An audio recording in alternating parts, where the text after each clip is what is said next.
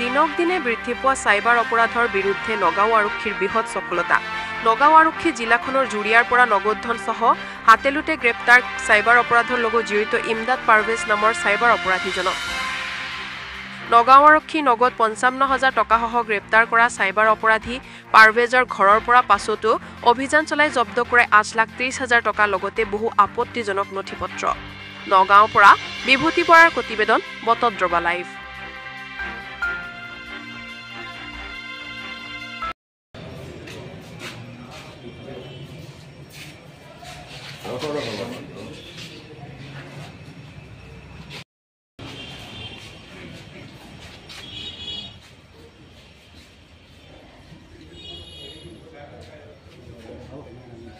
হ'ব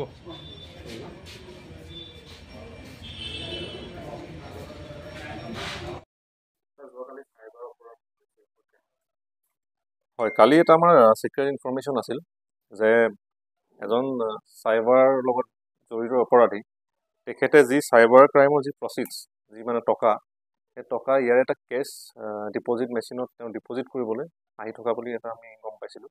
গম পোৱাত আমাৰ নগাঁও থানাৰ টীম তেওঁলোক তাতে গৈ ইমদাদ পাৰভেজ নামৰ এজন ব্যক্তিক কৰায়ত্ব কৰে।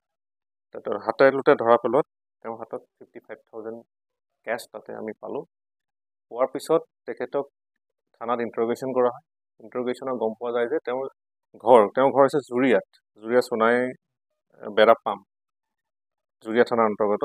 তেওঁৰ ঘৰত চাৰ্চ কৰা যায়।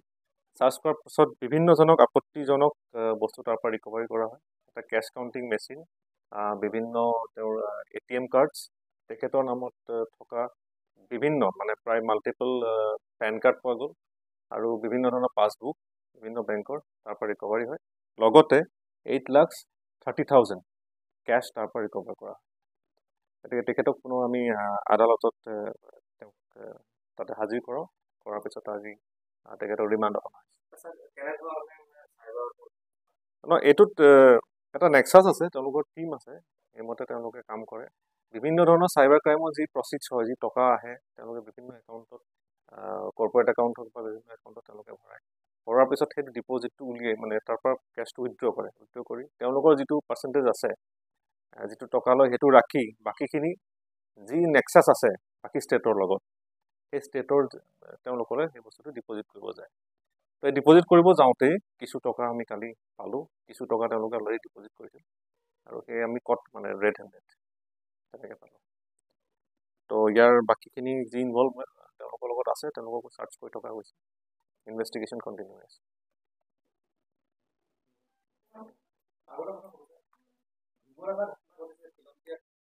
এখন FIR পাইছিলোঁ এগৰাকী মধ্যপ্ৰদেশৰ ব্যক্তিৰ পৰা, যে তেওঁলোকক নগাঁৱৰ এটা টীমে তেওঁলোকক মাতি আনিছিল এখন বাগান বিক্ৰী কৰিম বুলি, চাহ বাগান আনি তেওঁলোকক তাৰ পৰা লৈ যায় আৰু নগাঁৱৰ এটা অঞ্চলত নি তেওঁলোকক বাগান বিক্ৰী নকৰি তেওঁলোকক তাতে ফচাই কিছুমান ফেক কাৰেঞ্চি তেওঁলোকৰ হাতত দি ভিডিঅ' বনায়।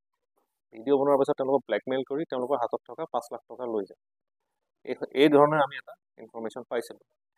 ইয়াৰ ভিত্তিত তেওঁলোকৰ যি মোবাইল নাম্বাৰ তেওঁলোকক কণ্টেক্ট কৰিছিল, সেই মোবাইল নাম্বাৰ কণ্টেক্টৰ ওপৰত আমি যি টেকনিকেল ইনভেষ্টিগেশ্যন এইখিনি কৰাৰ পিছত আমি কালি লখিমপুৰ জিলাৰ বঙালমৌৰ পৰা যিকেইজন ব্যক্তি তেওঁৰ লগত জড়িত আছিল, সেই দুজন ব্যক্তিক তাৰ পৰা কৰায়ত্ব কৰিবলৈ সক্ষম হওঁ। তেওঁলোকৰ নাম হৈছে ৰিয়াজুল ইছলাম আৰু নবী হুছেইন। আৰু তেওঁলোকে এই কথাটো তেওঁলোকে কনফেছো কৰিছে কেনেদৰে এইখিনি কামখিনি কৰিলে, আৰু তাৰ লগত অন্যান্য ব্যক্তিও জড়িত আছে। এইখিনি ইনভেষ্টিগেশ্যন চলি আছে। নগাঁৱৰ এতিয়া বিভিন্ন ঠাইত আছে, এই বস্তুটো আমি চাৰ্টেন এতিয়া কৰিব পৰা নাই। গতিকে এইটো কাটিমাৰি অঞ্চলৰ মাজেদি তেনেকৈ লৈ গৈছিল, গতিকে একজেক্ট লোকেশ্যনটো চাৰ্টেন কৰিব পৰা নাই। কিন্তু কামটো ইয়াত হৈছিল, কিন্তু মানুহকেইজন আছে লখিমপুৰৰ ইছলামপুৰ, বঙালমৰা। ৰিকভাৰী কৰাৰ কাৰণে আমি চেষ্টা কৰি থকা